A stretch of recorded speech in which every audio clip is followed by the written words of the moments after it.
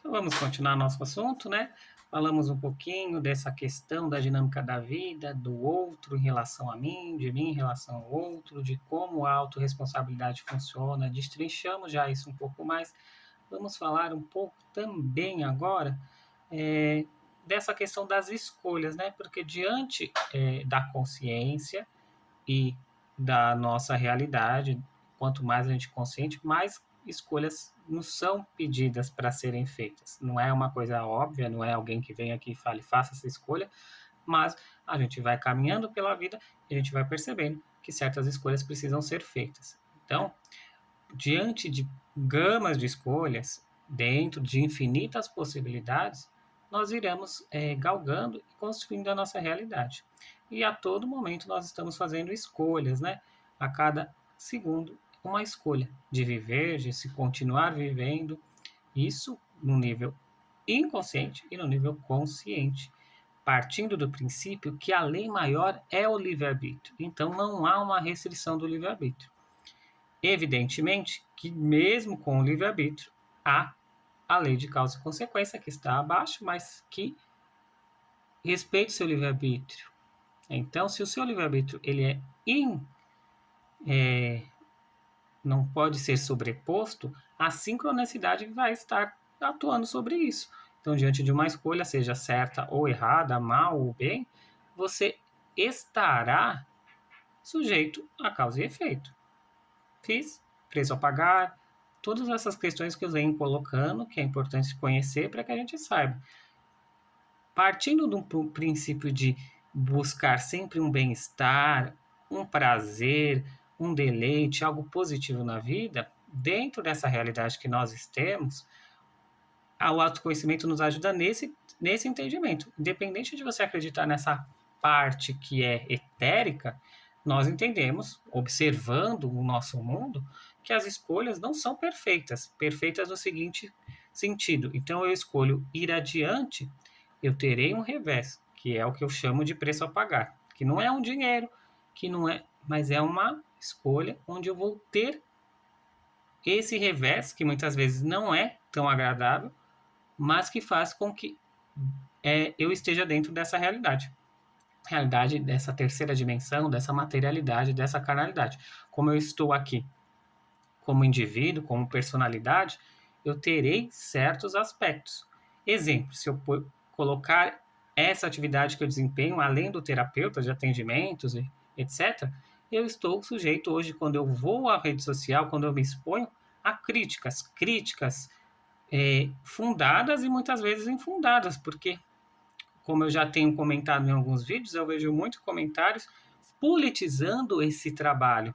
Às vezes eu pego um vídeo de alguém, um corte, para mostrar, até referendar aquilo que eu coloco dentro da visão do que eu acredito. Isso se torna político porque a pessoa teve uma escolha ou recebeu um dinheiro de alguém e muitas vezes o foco não é esse. O foco é sempre o autoconhecimento. Evidentemente que, como eu já comentei, a questão política também está atrelada ao autoconhecimento, mas a gente pode destrinchar isso num vídeo que pode dar uns 10 vídeos para fazer isso ou até uma live. Mas para fazer isso tem que estar num nível de profundidade muito grande, porque a gente vai mexer em partes que não estão legais, que partes que vão se rebelar e etc. Se a gente estiver preparado, a gente encara. Aí depende muito mais da interatividade que você coloca comigo, porque é uma questão muito profunda. Então, mas voltando aqui ao tema das escolhas, essas escolhas terão esse revés.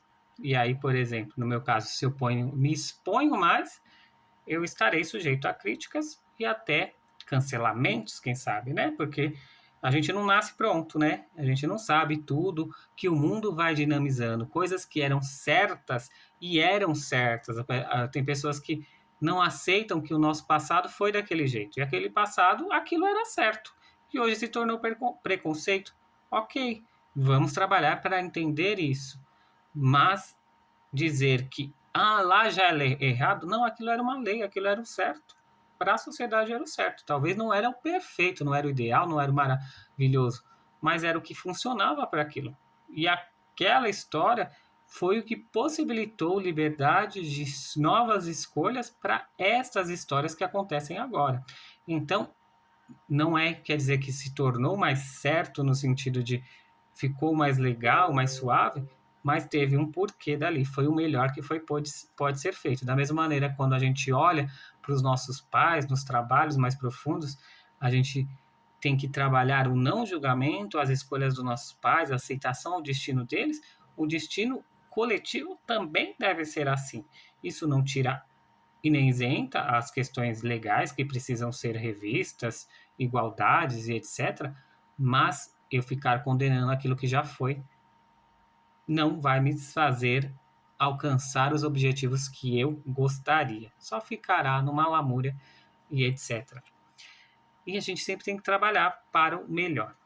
Então, se eu, por exemplo, tenho um filho e quero trabalhar para ter um rendimento maior, esse tempo que eu vou gastar a mais no trabalho, seja planejando para conseguir promoções ou até fazendo extras, eu vou deixar de estar com o filho. E isso para tudo, deixar de estar com relacionamento, deixar de estar com a esposa, namorada, namorado, etc. E a gente vê claramente isso, que muitas pessoas seguem nessa linha.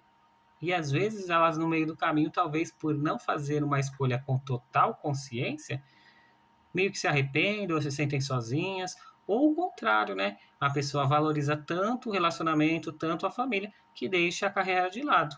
Nenhuma das escolhas é errada, mas o importante sempre é escolher com consciência. Eu estou escolhendo por mim mesmo, ou porque eu quero para o outro, ou porque eu quero agradar o outro, ou porque eu quero irritar o outro, ou porque o outro não me deixa a possibilidade de escolha. E não é fácil, evidentemente, porque podem ocorrer também rompimentos nesse meio tempo de escolhas novas, podem haver afastamento, podem pessoas que te julgam. E aí, como que vai fazer? Então, buscar a consciência para que o seu campo suavize isso e seja da melhor maneira possível, entendendo que outros poderão aparecer e entendendo também que o outro terá um momento, aquele que você gosta tanto, mas que não caminha no mesmo ritmo que você, terá o momento dele.